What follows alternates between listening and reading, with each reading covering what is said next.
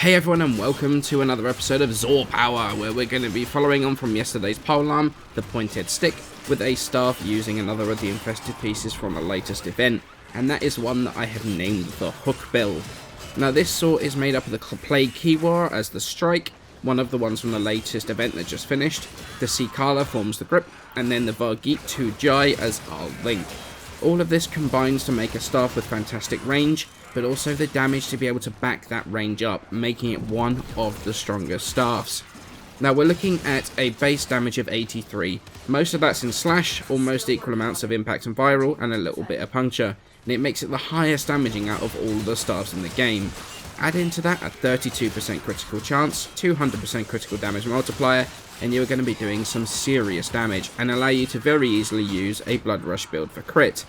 The status chance of just 14% admittedly isn't the highest, but it does just about work with a dual stat or two to be able to push condition overload builds up, especially because with an attack speed of 1.05, it is going to be hitting pretty quickly, especially when you have Berserker going at full speed, even though that base attack speed is kind of low when you compare it to the rest of the staffs.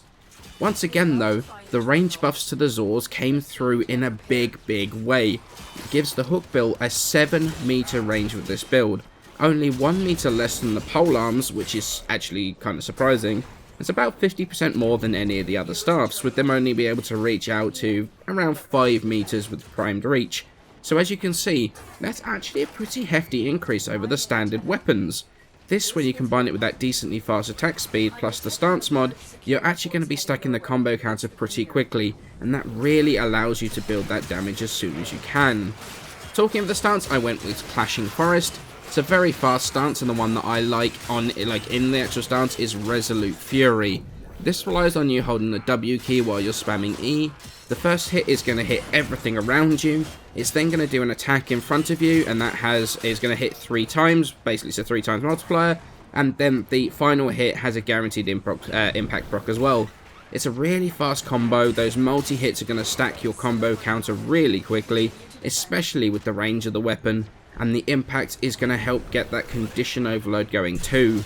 Stances really are mostly down to personal preference, but honestly I feel that this stance, especially with this combo, works fantastically well with this weapon.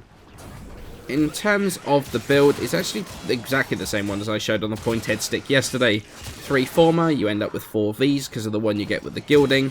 Then we have Prime Pressure Point, Primed Reach for range, Blood Rush gives us the crit chance, Drifting Contact keeps our combo counter up, plus gives us a little bit more status chance, Berserker for attack speed when you crit, and then 2 dual stat elemental mods for our elementals, as well as bringing up our status chance.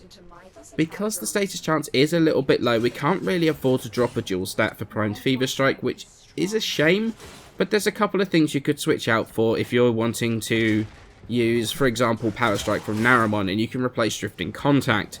You could replace Drifting Contact with Weeping Wounds to stack status chance quicker, Organ Shatter for crit damage, even another dual stat for a bit more elemental damage plus more status chance.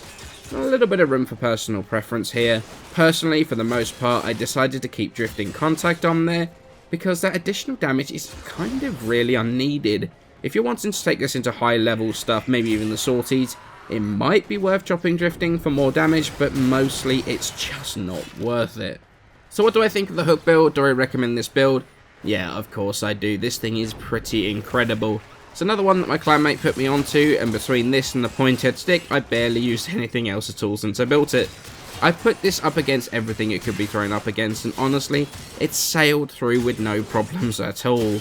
Check it in the background now, level 120 Xmas Heavy Gunners, this time with less Arcane Avenger, because like you pointed out in the last video, did kind of skew the footage a little bit. But check it out, it simply does not struggle at all. It simply shreds them in a matter of seconds. Check out just how quickly that combo counter stacks up. It is insane. The Zors have given me a bit of a new lease on life on weapons in Warframe. While the builds honestly are the same between today's and yesterday's weapons, they look different, the stances help them feel different enough. But there's so many combinations with Zors that you can come up with, and while yes, of course, there are going to always be the quote-unquote best combinations, or the meta combinations, However, as someone that loves theory crafting and playing around with combinations, they're a dream to me. I do wish though that you could break down Zors that you don't like just to be able to start again. Even if you lose all the former and everything you put onto there, it's definitely something I would honestly love to see. It would give us so much more room to play around with builds and just to test stuff. If you like your staffs though, I would say it's worth taking a look at the Hookbill. I never thought I could get a staff to feel this way, to feel like a polearm, but here we are. It's absolutely fantastic and it really does perform. Build it, level it, play around with it, it's not going to let you down, no matter what you throw it into. So I hope you enjoyed my look at another Zor. Feel free to leave your Zor ideas in the comments below, as well as some feedback on this. Honestly, I'm going to try out some of your Zors, maybe they'll get their own video. I'm thinking this might be a regular thing to take your Zors and check them out and do a video on them. Let me know what you think about that. However, for now, many thanks for watching, and I shall see you in the next video.